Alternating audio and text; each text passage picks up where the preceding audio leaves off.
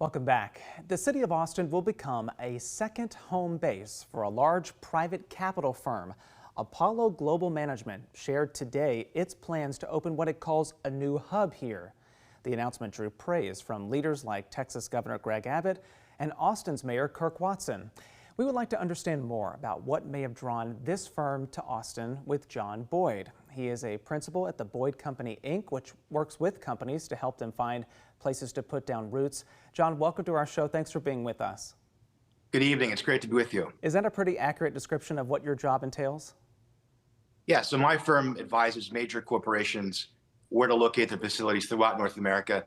We've been especially active in Central Texas over the years, and we're very active in the banking and financial services industry. Okay, I think this is helpful then to talk to you a little bit more, but describe for us why Apollo Global Management is considered a private capital giant. That's what one news outlet here in town described it as. So how notable is this firm? Apollo manages over $1 trillion in assets. It's truly a banking industry juggernaut. It's a powerhouse. And this decision to do this project, the second headquarters in Austin, is a major economic development win for Austin. It's a Texas-sized, it's a Wall Street-sized vote of confidence of the Austin workforce and overall business climate. So Austin is really no stranger to landing large companies like these to set up shop here. So what do you think it is that makes it still an enticing place for a business like Apollo? Well, number one, it's the pipeline of talent in both high tech and financial services. You have to look at UT Austin and that pipeline of graduates entering the local labor force.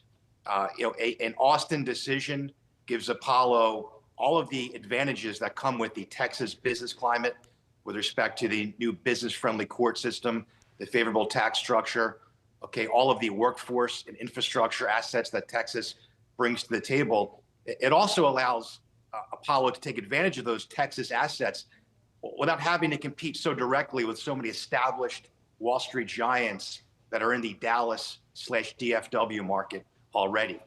And look, Austin is growing. It's one of the fastest growing private equity and wealth management markets in the country. So this comes on the heels of a lot of recent successes. You look at companies like JP Morgan and Schwab and other banks that are growing their real estate and their labor force presence in Austin. One other thing I wanted to ask you about is that the governor said today that this move will come with significant job creation. How much do you think the community should expect to see with something like this?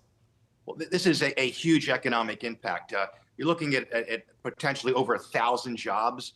That translates into hundreds of millions of dollars of new payroll and spending power into the market over the next decade or so. And that's, of course, a catalyst for other types of office activity in downtown Austin and in the suburbs, as well as housing and hospitality infrastructure. All of that gets a bump with a major economic development win like this one. One other thing that jumped out to me in reading about Apollo is that it will still maintain its global headquarters up in New York. But what should we read into the firm saying that Texas would be its second headquarters? Well, it's in line with what other banking industry giants are doing. I mean, JP Morgan today has more employees in Texas than it does in New York. You look at Goldman, which is increasing its labor forces in markets like Utah and in Texas. It's a way for these companies to maintain the advantages that the Big Apple brings with respect to global connectivity, but to sort of redistribute its labor force into less costly areas where it's easier to retain and attract new talent because of tax advantages. And it's also an acknowledgement of the enormous migration of wealth and business, to Texas over the past decade or so, and all of the wholesale banking and wealth management opportunities that Texas brings to the table. Certainly some helpful context for us to understand just how big of a scope this project is. But John Boyd, thank you again for joining us here this afternoon. We appreciate it. Thank you.